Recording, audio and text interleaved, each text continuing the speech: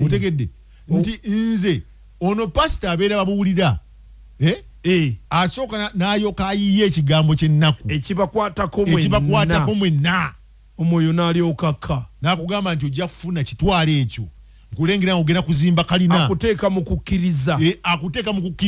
I understand natuuka okugamba essaawa y'ebirabo kati wazzeewo ne bannabbi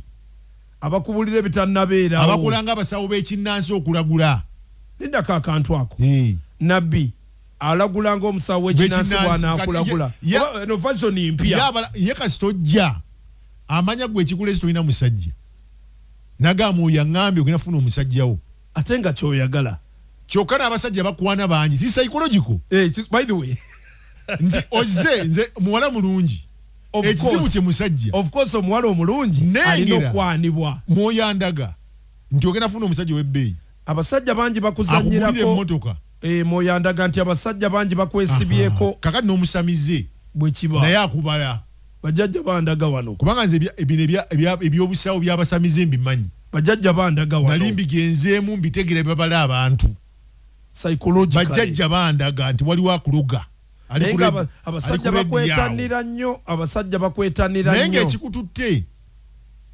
ogamba nange jjajja omukono gunnuma naga nti olaba omusajja oyo omuddugavu omuwanvu gw'okola naye kandi ogaba bagamba Rocky oba bagamba senyonga mumpi senyonga mumpi bagamba nko Medi ne senyonga eriyo naye abamuwana omuwanvu tuveeko byafaani kakati bwe bamaliriza esebo ontegedde nga gwe ogamba naye Rocky ba Medi kati bwe muddugavu oba wanti yo ayina ebirevu so kati psychologically mirimu ena gy'osobola okukola e Uganda n'ofuna ssente nga totobye nnyo mu Africa obusamize agenda ngenda kuweereza kagundi akatambi akalaga Lumumba Professor Lumumba okayina ka noonya bwe yabyogereddeko ebyo kaako nkalinaawo yabyogereddeko Professor Lumumba budde bunatukkiriza kandabi there are two things in Africa today. If you want to be rich without working hard at all, be a politician or found a church. That is in all African countries. That is what I see. That is why people engage in cutthroat competition, and throats are actually cut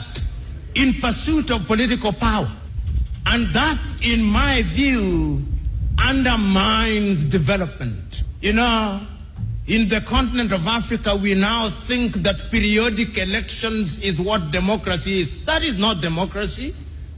We have perfected the art of manipulating democratic processes. Those who win the elections are not necessarily the ones who win the election, the ones who are announced to have won the elections in many African countries.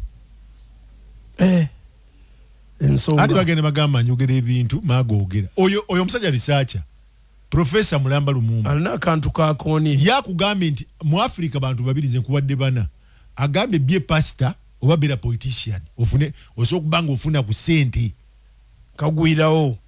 naye n'agamba nti ate be mulonze si mwe mbambalo tembalonda na balonda waliwo akantu akayogedde nti abayiseemu sibe balanga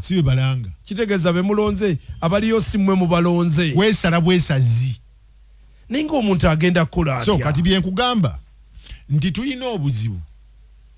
obw'amaanyi bw'otowuliranga nako mu Africa kakati tulina obuzibu buno nga nkugereza ku bano kati jayo mbuulire Bobi Wine aliwa mu bano badokita kiyingira kitya mpozi naye graduatinze ati nga aliwa mu nsonga eno tetumulaba nze simulaba nti mwe muganye okulabirira badokita baffe kati ensonga bagiwunzika eri Bobi Wine olaba era byakola atandise okwonoona naye nga alina kyo senses muganye okwadressinga ensonga enkulu problem weeri kakati abaana nakugambye okumanya ennaku etukubye mu Uganda mu bw'ogenda ku TikTok kati onakola bino bwammanga olina okuwemula ofune following kubanga kati omulembe gufudde mufu kati bw'ate wemudde olina okubanga ennyambalayo olina okubanga ozina amazina agatagambika okufuutuuka omukazi alina kubigula bina